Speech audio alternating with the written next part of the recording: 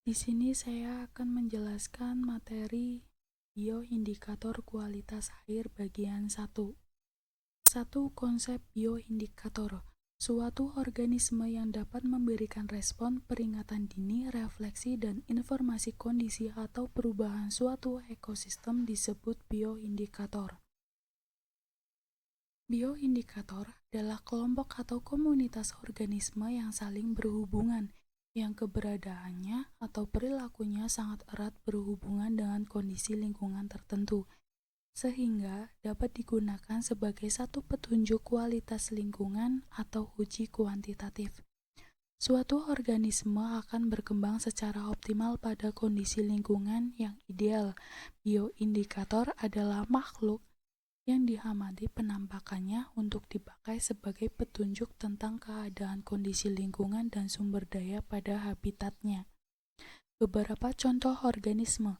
Organisme yang sensitif akan lingkungan yang menandakan belum mengalami pencemaran, yaitu contohnya siput air dan planaria. Organisme yang tahan terhadap pencemaran perairan sebagai zat organik, yaitu contohnya cacing merah. Yang kedua, respon organisme terhadap pencemaran. Yang pertama, reaksi biokimia dan fisiologi. Yang kedua, abnormalitas anatomi, morfologi, bioritme, dan tingkah laku.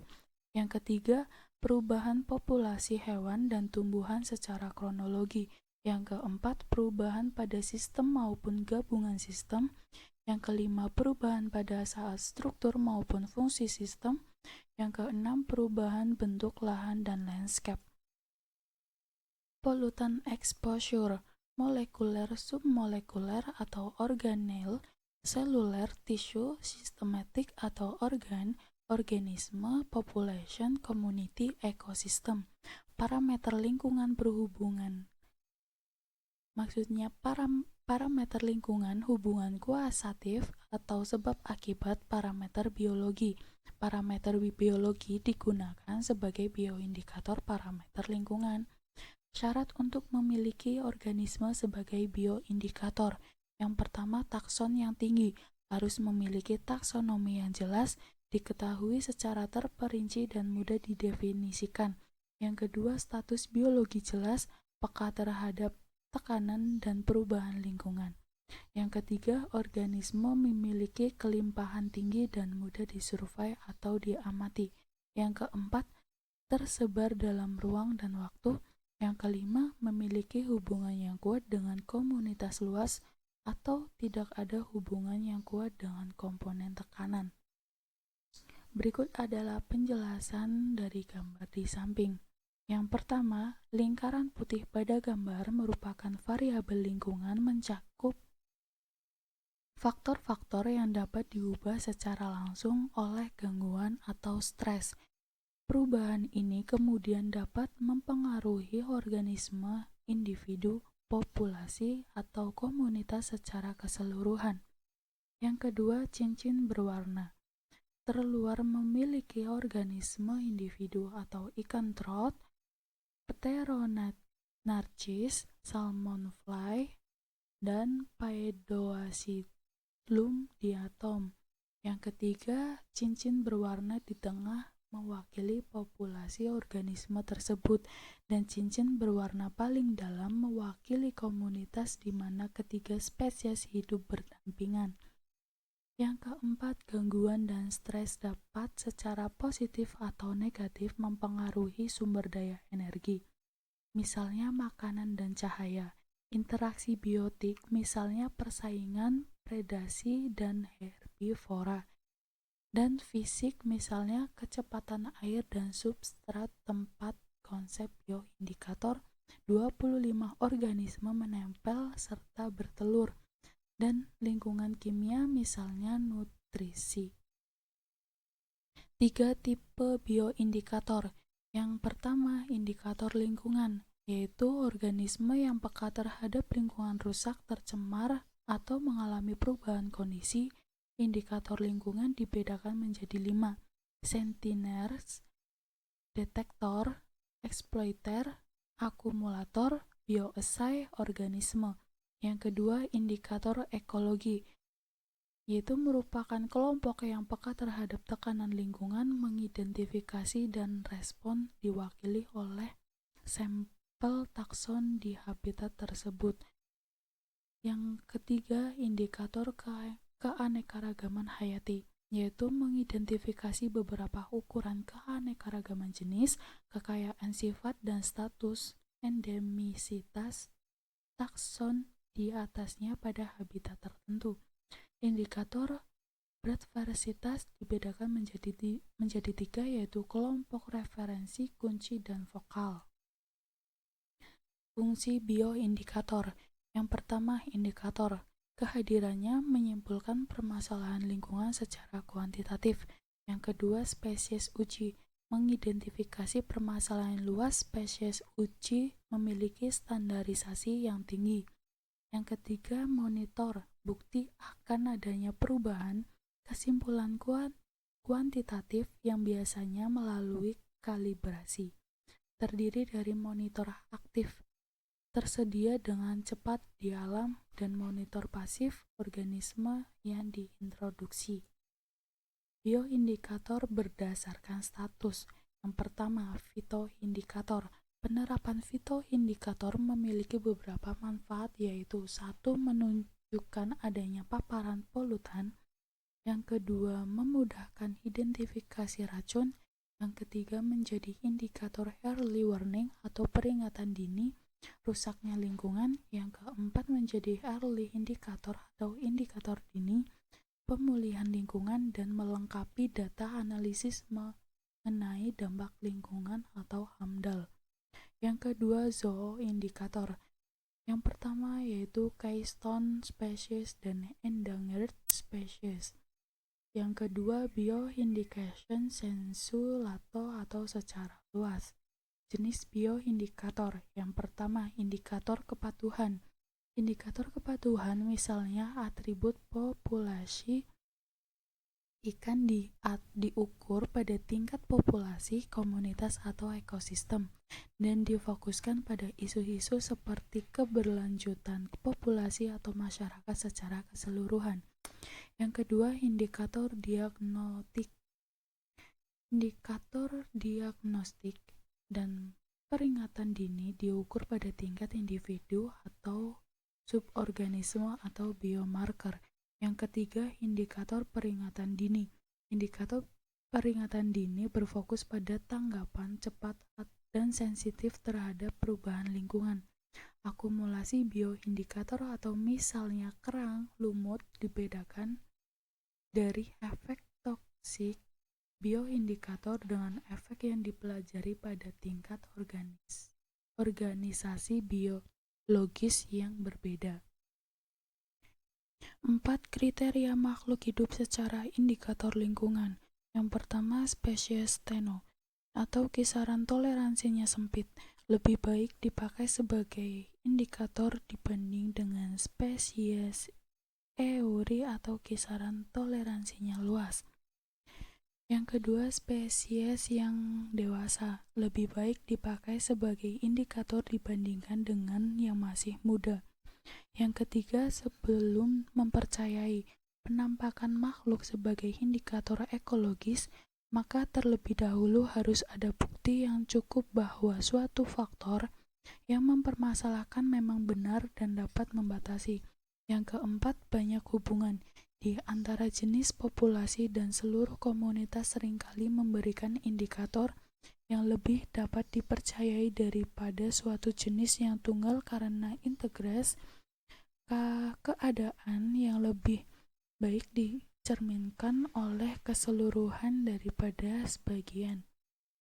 Berikut adalah ciri-ciri bioindikator. Yang pertama, kemampuan indikator yang bagus. Keterangannya yaitu yang pertama, memberikan respon yang terukur atau peka terhadap gangguan atau stres tetapi tidak mengalami mortalitas atau mengakumulasi polutan langsung dari lingkungan mereka. Yang kedua, tanggapan mencerminkan keseluruhan tanggapan populasi, komunitas, dan ekosistem. Yang ketiga, tanggap secara proporsional dengan tingkat kontaminasi atau degradasi. Yang kedua, berlimpah dan umum. Yang pertama, penjelasannya yaitu kepadatan penduduk lokal yang memadai atau spesies langka tidak optimal. Yang kedua, umum, termasuk distribusi dalam area pertanyaan. Yang ketiga, relatif stabil meskipun variabilitas iklim dan lingkungan sedang. Yang ketiga, dipelajari dengan baik. Keterangan yang pertama yaitu ekologi dan sejarah kehidupan dipahami dengan baik. Yang kedua, didokumentasikan secara taksonomi dan stabil. Yang ketiga, mudah dan murah untuk disurvei. Yang keempat, secara ekonomi atau komersial penting. Yang pertama yaitu spesies yang sudah dipanen untuk tujuan lain. Yang kedua, kepentingan publik atau kesadaran akan spesifikasi. Ringkasan kriteria biomonitoring. Yang pertama, merespon gangguan pada skala yang ada. Yang kedua, mobilitas terbatas. Yang ketiga, sensitif terhadap fragmentasi atau membutuhkan kesinambungan. Yang keempat, merespon adanya gangguan atau manusia dan alam. Yang kelima, fasibilitas rendah. Yang keenam, taksonomi yang rendah. Yang ketujuh, spesialis food atau habitat. Yang kedelapan, persyaratan data rendah. Yang kelima, kelebihan bioindikator dibandingkan teknik lainnya. Yang pertama, perbandingan dengan teknik umum, bioindikator menambahkan komponen temporal yang sesuai dengan rentang kehidupan atau waktu tinggal suatu organisme dalam sistem tertentu. Manfaat lain dari penggunaan bioindikator adalah kemampuan mereka menunjukkan efek biotik polutan secara tidak langsung ketika banyak pengukuran fisik atau kimia tidak bisa. Biota adalah preindikator terbaik tentang bagaimana ekosistem merespon gangguan atau kehadiran seorang pemicu stres. 2. Manfaat dan kerugian bioindikator. Manfaat yang pertama, sensitivitas. Beberapa bioindikator berfungsi sebagai sinyal peringatan dini. Yang kedua, bioindikator menginformasikan tindakan mengenai pada yang dan tidak berkelanjutan secara biologis. Yang ketiga, bioindikator dapat digunakan pada berbagai skala, dari seluler hingga tingkat ekosistem, untuk mengevaluasi kesehatan ekosistem tertentu. Dan kerugiannya yaitu 1. Kemampuan indikator bergantung pada skala. 2. Spesies bioindikator selalu memiliki persyaratan habitat yang berbeda dari spesies lain dan ekosistem. Yang ketiga, kita tidak dapat membedakan variabilitas alami dari perubahan karena dampak manusia, sehingga membatasi penerapan bioindikator di lingkungan heterogen. Dengan demikian, populasi spesies indikator dapat dipengaruhi oleh faktor-faktor lain selain gangguan atau stres, misalnya penyakit, parasitisme, persaingan, predasi. Yang keenam, urgensi mempelajari biomonitoring. Menurut Gergosev 2014, mata kuliah ekologi untuk memberi informasi umum kepada mahasiswa tentang ekologi peran tumbuhan dan hewan. Tujuan mata kuliah ini: yang pertama, menguasai konsep dasar dan definisi di bidang ekologi, memperoleh pengetahuan tentang fungsi ekosistem dan hubungan antara komponen dasar. Yang kedua, menguasai terminologi di bidang ekologi dan pengetahuan fungsi ekosistem dan hubungan kohesi antara berbagai komponen. Selanjutnya, bioindikator kualitas air bagian 1. Bioindikator kualitas air. Sistem perairan mengandung sekitar 10% spesies fauna di bumi dan selama ini memberikan jasa lingkungan bagi kehidupan manusia. Di antara pengelompokan spesies indikator dalam 5 kelompok yaitu 1. Sentinel, yaitu makhluk hidup sensitif sangat tinggi terhadap polutan atau diintroduksi sebagai peringatan dini polusi. Yang kedua, detektor, yaitu makhluk hidup penghuni asli habitat mengindikasikan perubahan terukur atau tingkah laku, mortalitas, dan morfologi di lingkungan yang berubah. Yang ketiga, eksploitor, yaitu makhluk hidup yang keberadaannya menunjukkan gangguan lingkungan dan jumlah banyak. Yang keempat, akumulator, yaitu makhluk hidup yang mengambil dan mengakumulasi bahan kimia dalam jumlah yang dapat diukur. Yang kelima, organisme biosay, yaitu makhluk hidup terpilih yang digunakan untuk mendeteksi adanya polutan di laboratorium, baik besaran konsentrasi maupun tingkat toksisitasnya. Macam-macam kelas air. Yang pertama, air kelas 1 adalah air bersifat bersih, tak berbau, dapat sebagai air minum pasca pemurnian sederhana. Bioindikator untuk air kelas 1 yaitu ikan lenox, udang, stonefly, planaria, dan freshwater crayfish. Yang kedua, air kelas 2 adalah dapat sebagai air minum pasca proses tertentu, mandi dan berenang. Bioindikator air kelas 2 yaitu keong hitam, cat display larva, kalajengking air, larva capung, anggang-ganggang, dan kutu busuk air. Yang ketiga, air kelas 3 adalah air berlumpur berwarna coklat kekuningan.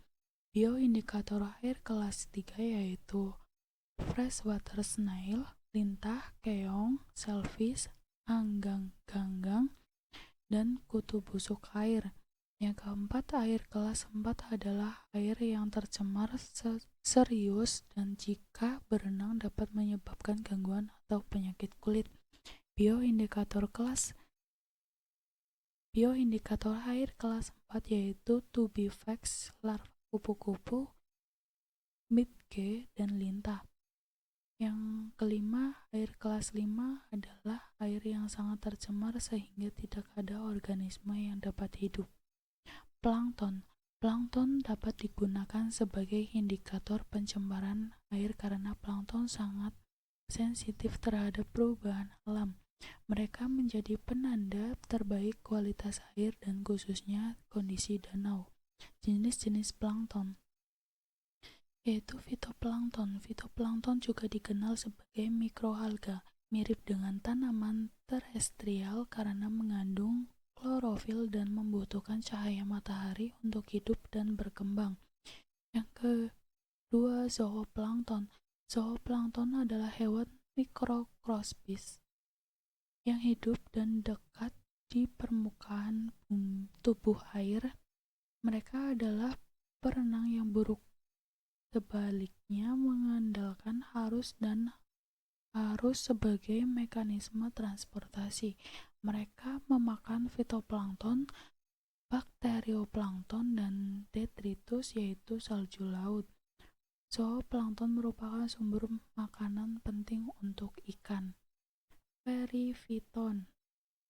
Komunitas perifiton adalah lapisan berlendir yang melekat pada batuan dan substrat stabil lainnya yang terdiri dari aliran dasar.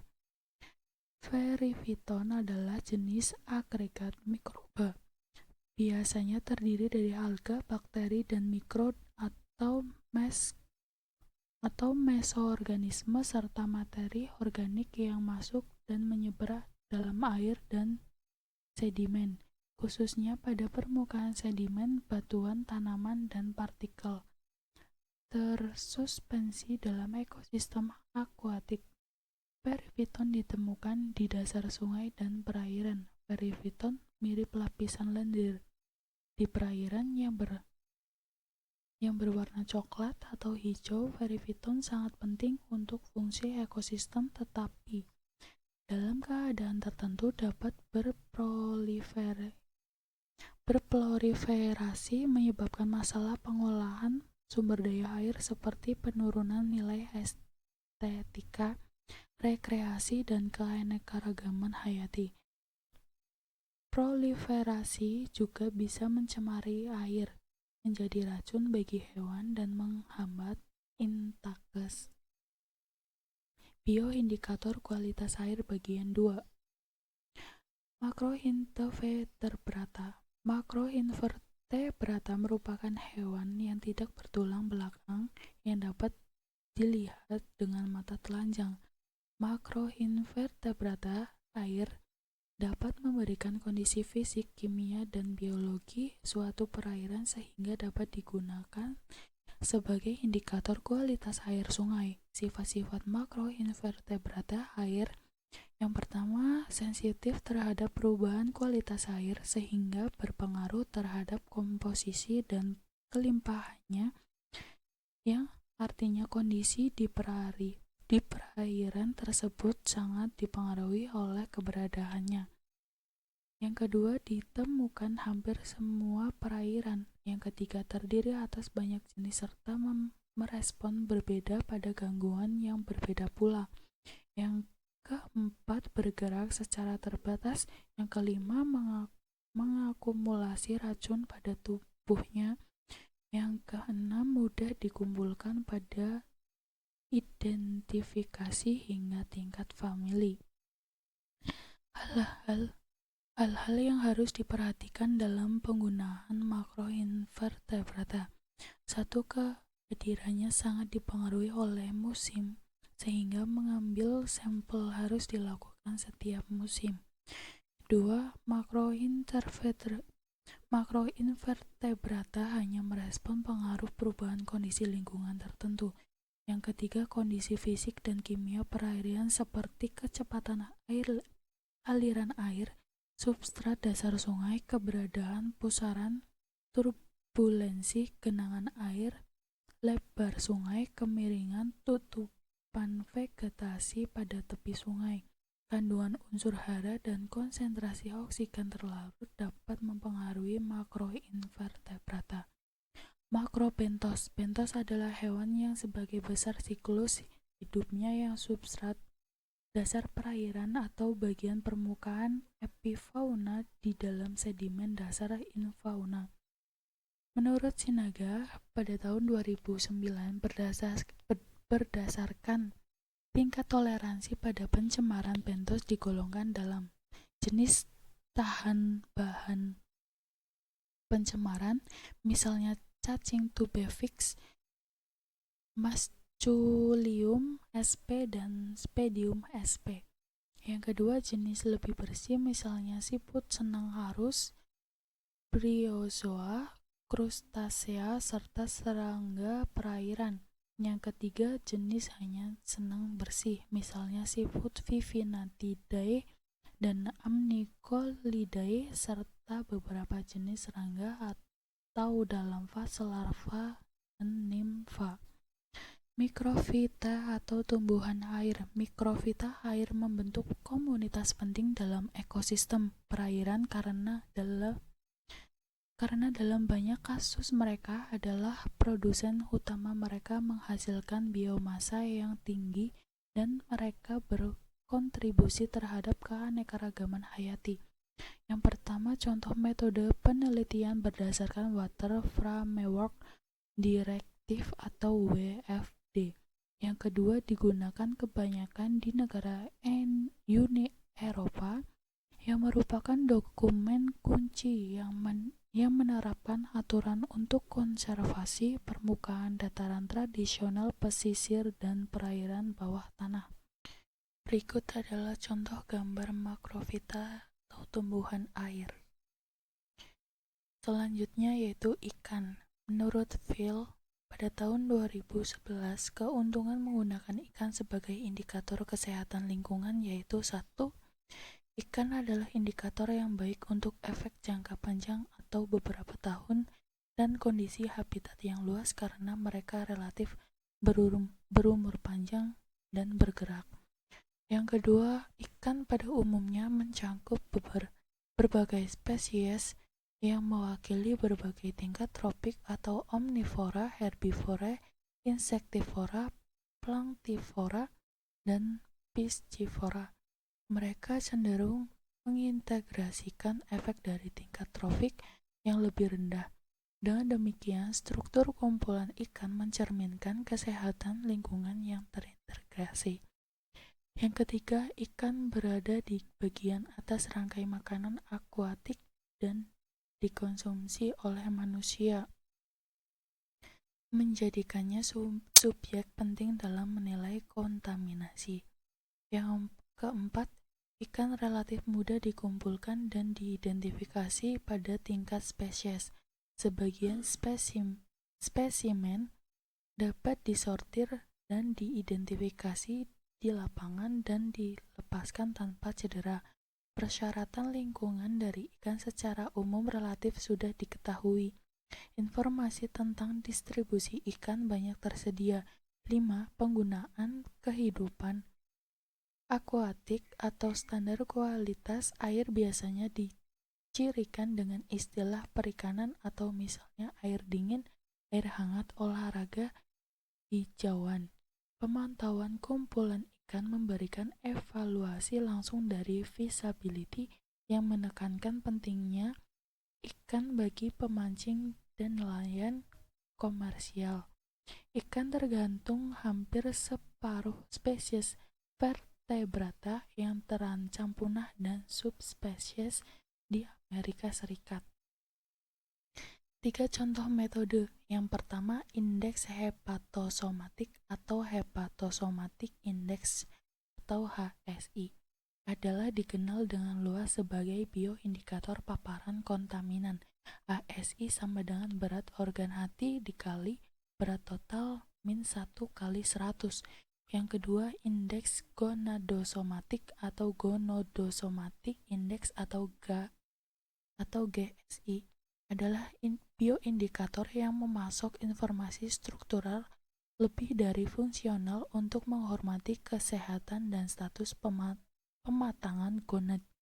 GSI sama dengan berat gonad dikali berat total dikurangi 1 dikali 100. Yang ketiga, faktor kondisi atau condition factor atau CF adalah indikator kuantitatif dari kesejahteraan individu yang mencerminkan kondisi ketersediaan makanan. Baru-baru ini, CF sama dengan berat total dikali panjang total dikurangi 3 dikali 100. Bioindikator kualitas tanah. Beberapa senyawa kimia yang berpotensi berbahaya yang berasal dari aktivitas manusia di perkotaan, pedesaan, maupun kawasan industri terus-menerus dilepaskan ke lingkungan, khususnya tanah. Tanah adalah sumber daya penting bagi manusia dan ekosistem. Bioindikator mampu menghadirkan perubahan yang memungkinkan generalisasi informasi tentang kualitas lingkungan. Misalnya, akumulasi zat dalam konsentrasi lebih tinggi dibandingkan yang dianggap normal atau esensial untuk metabolisme tubuh, atau menghadirkan perubahan dalam hal jumlah organisme. Organisme seperti itu karena karakteristiknya yang toleransi terhadap beberapa zat kimia dapat menghadirkan beberapa perubahan, apakah itu fisiologis, morfologis, dan perilaku ketika terpapar polutan tertentu. Hewan tanah. 1. Invertebrate. Menurut Fontanetti et al. Pada tahun 2011, beberapa kelompok taksonomi invertebrate tanah dan tanaman tingkat tinggi telah diusulkan sebagai organisme bioindikator. yang dapat diuraikan sebagai berikut. Yang pertama, isopoda. Colembolan dan diplopoda, arthropoda, tanah dari kelompok hewan saprofagus yaitu isopoda. Colembolan dan diplopoda adalah di antara organisme yang dianggap paling tepat untuk mengevaluasi efek akumulasi zat beracun yang ada di tanah, karena kontak langsung dengan kontaminan yang ada di dalamnya. Annelida khususnya Oligochaeta juga sering digunakan dalam tektosisitas. Cacing tanah dapat menunjukkan kualitas tanah dengan kelimpahan dan komposisi spesies fauna cacing tanah di lokasi tertentu. Perilaku masing-masing cacing tanah yang bersentuhan dengan substrat tanah atau preferensi penghindaran dan atau aktivitas akumulasi bahan kimia dari tanah ke dalam tubuh dan biokimia atau sitologi stres biomarker di cacing tanah. Yang ke B, nematoda. Nematoda banyak dimanfaatkan sebagai bioindikator. Nematoda bebas maupun tanah menjadi indikator karena memberikan gambaran taksonomi dan pakannya melimpah. Nematoda memiliki peran penting dalam food webs. Nematoda memiliki sifat yaitu yang pertama, respon terhadap pencemaran, memberikan gambaran perbaikan ekosistem karena mempunyai lapisan kulit permeable. Yang kedua, sifat tanah, semisalnya cryptobiosis akan inaktif bila lingkungan tidak mendukung, sementara Dorylamnidae bersifat rentan sehingga mudah terpengaruh perubahan ekosistem. Yang ketiga, ada nematoda yang bersifat berbahaya bagi tumbuhan, memutus sirkulasi air dan hara, sehingga merusak tumbuhan dan mengganggu produktivitas. Kebanyakan nematoda bersifat menguntungkan dalam ekosistem karena mempercepat laju perombakan bahan organik dan membentuk mineral dalam tanah. Yang keempat, nematoda mudah dipelajari secara terpisah berdasarkan bentuk, morfologi, dan jenis makanan. Berdasarkan jenis makanan atau mangga, nematoda terdiri atas 6 kelompok yaitu 1. Pemangsa algae dan lumut atau moss feeder, pemangsa jamur fungal feeder, pemangsa bakteri bacterial feeder, predator, parasit dan serangga, parasit dan tumbuhan. 2. Ular buta Ramphothipops. 2. Ular buta Ramphothiplus braminus. 2. Ular buta Ramphothiplus braminus. Ular buta jenis Ramphothiplus braminus hidup pada tipe habitat dengan nilai kadar air tanah, kadar organik tanah yang tinggi. Kehadiran kelompok hewan ini berhubungan dengan kualitas kesuburan tanah. Populasi Ramphothiplus braminus yang kecil menjadi indikator bahan nilai kadar air tanah, kadar organik tanah, dan porositas tanah rendah sehingga dapat dikatakan bahwa kesuburan tanah rendah. Yang ketiga, tumbuhan terlepas dari perbedaan struktur dan metabolisnya dapat memberikan informasi penting tentang potensi zat sitotoksik, genotoksik, dan mutagenik, bahkan ketika terpapar dalam jangka pendek, dan menawarkan beberapa keuntungan seperti budidaya berbiaya rendah dan peralatan yang relatif mudah dibandingkan mamalia. Selanjutnya, Fontanetti et al. Pada tahun 2011 mengutip keuntungan lain dari penggunaan tumbuhan yaitu 1. Tumbuhan tinggi adalah Eukaryota Dengan demikian, struktur dan organisasi selulernya mirip dengan manusia dan dimungkinkan untuk membuat perbandingan dengan hewan. Yang kedua, teknik yang digunakan untuk penelitian ini relatif sederhana dan dapat dilakukan dengan gesit. Yang ketiga, budidaya organisme memiliki biaya rendah dan peralatan yang mudah. Yang keempat, pengujian dapat dilakukan di bawah berbagai kondisi lingkungan, pH, dan suhu. Yang kelima, tumbuhan tingkat tinggi dapat regenerasi dengan mudah. Yang keenam, pengujian dengan tumbuhan tingkat tinggi dapat digunakan untuk menilai potensi genotoksik zat sederhana atau bahkan campuran kompleks. Yang ketujuh, dapat digunakan untuk pemantauan in situ. Yang kedelapan, dapat digunakan untuk pemantauan selama beberapa tahun dan sangat andal. Yang kesembilan, penelitian telah menunjukkan korelasi dengan uji sitogenetik pada mamalia. Yang ke-10 dapat digunakan bersama dengan uji makroba untuk mendeteksi metabolit mutagenik atau promutagen. Yang ke-11, studi genotoksisitas dengan tanaman menunjukkan sensitivitas tinggi dalam tes dengan agen karsinogenik. Selanjutnya, penjelasan bioindikator kualitas udara.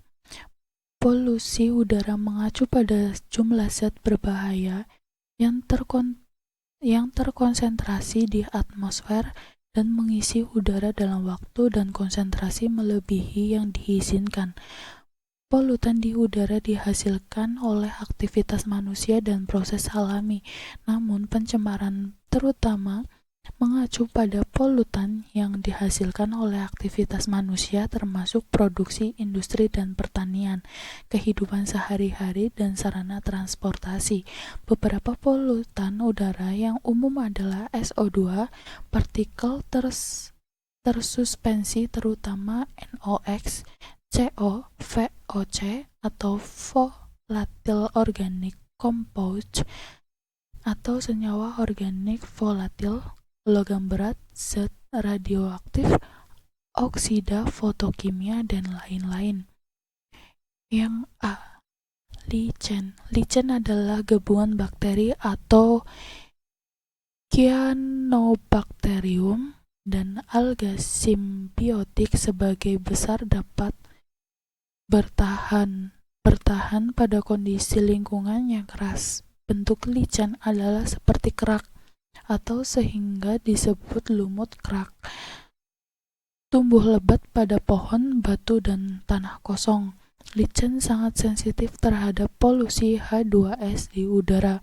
Karena lichen tidak memiliki akar, mereka menyerap banyak bahan mentahnya langsung dari udara dan uap air di sekitar mereka. Yang pertama, keuntungan penggunaan lichen sebagai bioindikator. Beberapa keuntungan penggunaan lichen sebagai bioindikator adalah sebagai berikut.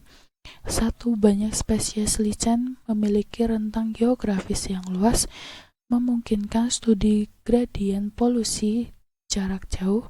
2. Morfologi lichen tidak bervariasi dengan musim, dan akumulasi polutan dapat terjadi sepanjang tahun. Yang ketiga, lichen biasanya berumur panjang. Yang keempat, pertukaran air dan gas di seluruh talut lichen membuat mereka sensitif terhadap polusi. Lichen tidak memiliki akar dan tidak memiliki akses ke sumber nutrien tanah dan bergantung pada endapan, rembesan air di atas permukaan substrat, atmosfer, dan sumber nutrisi lain yang sangat encer. Dengan demikian, kandungan jaringan mereka sebagian besar mencerminkan sumber nutrisi di atmosfer dan kontaminan. Yang kelima, lichen tidak memiliki jaringan pelindung atau jenis sel yang diperlukan untuk menjaga kadar air internal tetap konstan. Yang kedua, metode pengukuran respon lichen terhadap polusi udara. Menurut Sen dan Kundu pada tahun 2016, Metode yang paling banyak digunakan untuk mengukur respon licin terhadap polusi udara adalah studi fumigasi dan gradien. Studi semacam itu biasanya dilakukan sekitar sumber kontaminan yang ada atau yang diproyeksikan, dengan beban polutan diharapkan bervariasi dengan jarak dari sumber. Studi gradien lebih jauh dapat diklasifikasi menjadi beberapa tahap, yaitu 1. Dengan memetakan semua spesies yang ada di suatu area. Pemetaan kualitas udara di suatu area dapat dilakukan dengan mengikuti metode Index of Atmospheric Purity atau IAP berdasarkan jumlah atau N, frekuensi itu F, dan toleransi kehadiran lumut di daerah yang teliti. IAP dapat ditentukan dengan menggunakan rumus berikut, yaitu IAP sama dengan sigma FI. Keterangan, di mana F adalah frekuensi, max itu 10, dari setiap spesies ke I dihitung sebagai jumlah persegi panjang dalam satu kontak. Kontaknya adalah dari dimensi 30 kali 50 cm. Masing-masing di mana suatu spesies tertentu muncul. Yang pertama, penggunaan metode transplantasi. Tali dari lichen ditransplantasikan pada substrat yang sesuai dengan daerah yang tercemar. Sampel diambil secara berkala dan diamati untuk kerusakan apapun. Metode ini digunakan dalam studi bioakumulasi untuk mempelajari penyerapan, retensi, lokalisasi, dan pelepasan, toleransi, dan toksisitas polutan. Yang kedua, studi fumigasi. Studi fumigasi sering dilakukan untuk mengetahui paparan polutan spesifik di bawah lingkungan yang kondisinya terkendali. Studi fumigasi terlibat pengukuran variabel respon proses fisiologis yang dipilih.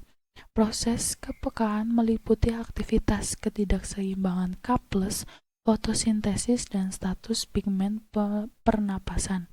Yang ketiga, mengukur sizing up lichen. Ukuran lichen adalah indikator kualitas udara yang baik tergantung pada usia dan jumlah sinar matahari. Asumsi standar kondisi untuk pertumbuhan data dapat digunakan untuk menentukan udara kualitas. Yang ketiga, lichen sebagai bioindikator pencemaran logam. Lichen dianggap sebagai bioindikator yang paling andal menurut karakteristik fisiologis, morfologis, dan anatomi spesifik mereka. Perubahan kualitas udara dapat dideteksi oleh spesies lichen epifitik yang sensitif terhadap pencemaran udara. Sangat penting untuk melakukan penilaian suatu daerah yang seharusnya memiliki cukup spesies lichen untuk memantau polusi udara. Yang ke B, Bryophyta. Bryophyta adalah tumbuhan yang tidak memiliki sistem vaskular dan sederhana baik secara morfologi maupun anatomis. Potensi pertumbuhan dalam Bryophyta tidak begitu terpolarisasi sebagai tanaman vaskular. Ada dua kategori Bryophyta sebagai respon terhadap polusi, yaitu 1. Yang sangat sensitif terhadap polusi dan menunjukkan gejala-gejala cedera yang terlihat bahkan di hadapan sejumlah kecil polutan. 2. Yang memiliki kapasitas untuk menyerap dan menyimpan polutan dalam jumlah yang jauh lebih tinggi daripada yang diserap oleh kelompok tanaman lain yang tumbuh di habitat yang sama. Satu metode pemantauan untuk memantau polusi udara secara keseluruhan oleh Bryophyta pipet. Beberapa metode telah dikembangkan dan diterapkan dalam berbagai studi in situ. Yang pertama yaitu A. Metode survei. Metode ini menilai gradien kelimpahan atau kelimpahan individu atau spesies. Perubahan ini secara langsung berkaitan dengan perubahan tingkat polutan. Survei dan perbandingan komunitas Bryovita dari lokasi yang berbeda menunjukkan kuantitas polutan atau stres pada organisme. Yang kedua adalah B. Metode transplantasi. Spesies Bryovita ditransplantasikan secara in situ bersama dengan substrat asal dari lingkungan yang tidak tercemar ke kondisi lingkungannya secara ekologis. Transplantasi dapat dilakukan dengan mengikuti 3 cara, yaitu 1. Transplantasi di tanah. Bryovita ditumbuhkan di petak-petak kecil yang disiapkan di tanah pada tempat-tempat pencemaran terpilih dan beberapa titik petak yang tidak tercemar ditetapkan sebagai kontrol. Yang kedua, metode kantung moss. Kantung kain atau ukuran 20 x 20 cm disiapkan dengan jumlah Bryovita yang sama. Kantung-kantung ini tergantung di berbagai lokasi. Yang ketiga, bryometer. Ini